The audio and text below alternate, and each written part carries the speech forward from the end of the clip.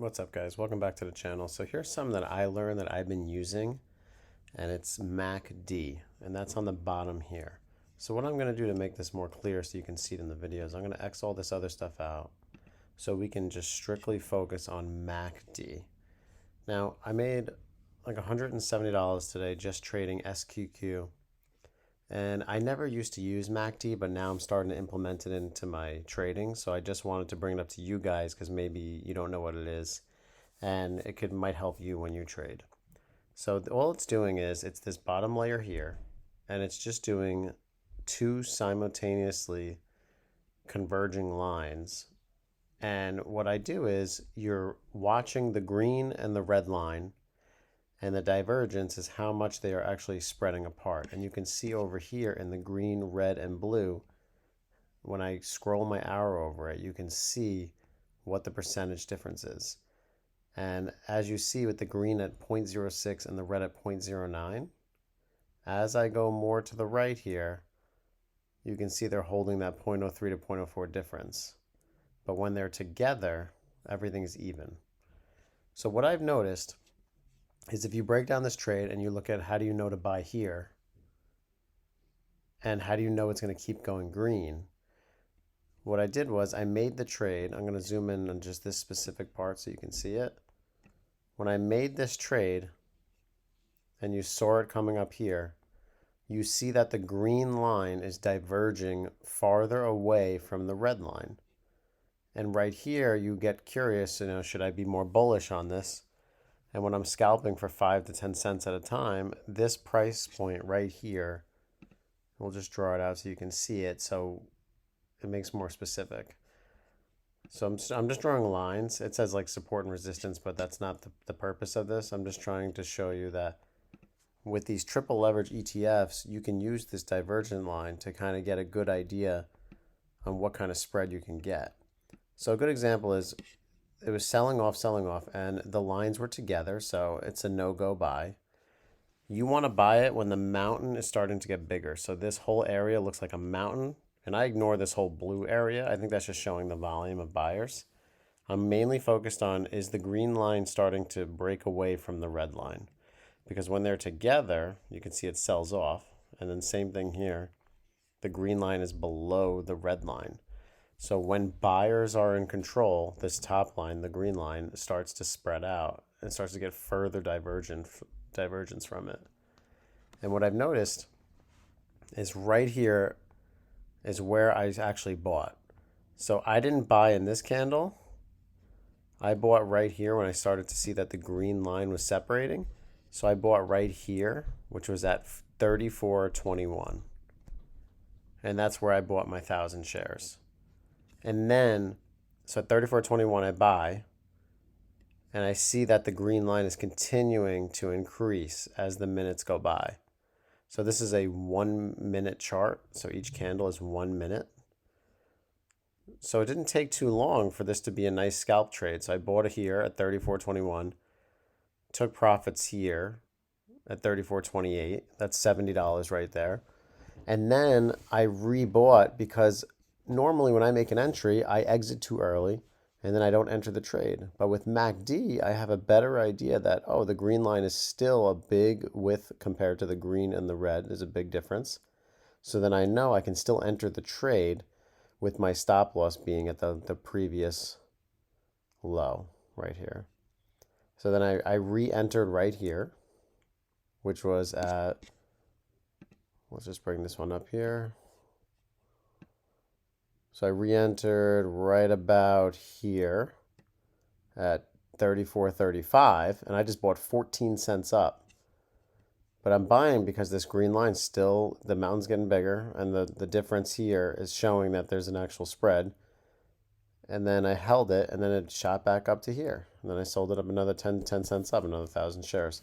So it's quick gain, $160, $170 on like a 15-minute trade. But it just goes to show you that when you have this, when the green overlaps the red and starts breaking away in distance, it's showing that there's more buyers. And you can see it with this volume indicator here as well, with these bars. And then when you zoom out of the whole picture and you just look at it, you start to see, On any time that SQQ started rising, you'll see even here that the green is spreading out. So this is another time of day where this was happening. But you can see on the chart that the green is massively, it's way separated from the red, the MACD, the converging of the two EMAs. And every time, like even right here, this big separation, look, it was bullish. So it's very interesting to use MACD as a way to buy the bottom. So you can use this as saying, okay, this might be the bottom because you see it selling off here, but look how low the MACD is. And when I say MACD, I'm looking at just the green line. And then when it finally crosses over the red, it's showing buyer support. And even if you didn't get this bottom at, let's say, 34.4, and you made your entry, let's just say you bought right here because you said, okay, the green line's starting to get higher than the red, is starting to separate. They're not together. Even at this level right here, you are still buying at 34.5, 34.6. And then right there, the green line starts separating more and it's more bullish. And that's still another, 30, 40 cents you can get out of this. So this is something that I don't normally use MACD, but now I'm starting to believe that I'm going to incorporate it with my trading, and I'll just use RSI and MACD to make a good decision. And I believe that this could potentially be something that you use. And look, you can even use it for the opposite example. Right up here, it starts selling off. And you can see on the MACD, it's overextended at 0.1, but it's starting to trend down and it's going to cross over into the red line. And look what happens once it starts crossing over into the red line. Right about here, it's crossing over, and now you look, it's selling off. So if you're going to go short on this position, it's like you could have been here at 35.10. It crosses over in the red line, and there's your short position, comes down.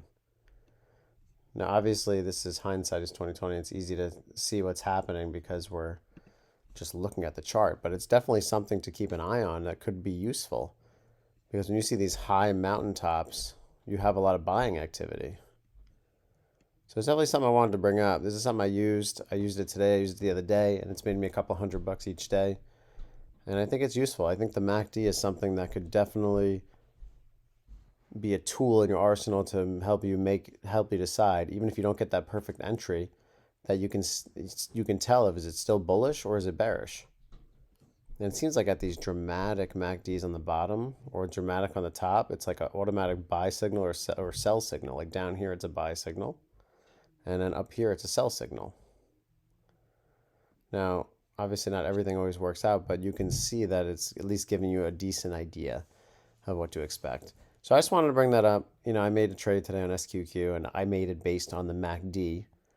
And you could also use the RSI 1 and 5 minute, which is what I use. But I just felt that this is worth mentioning. This could be helpful, and I would definitely try to make another video on it. But I'm going to keep practicing this technique and seeing if the MACD really is that useful, because it's been working. You can compare it on most other stocks. Like, let's just use the broad NASDAQ index. And look, it started getting bullish here at this level. Let's see here. It started getting bullish.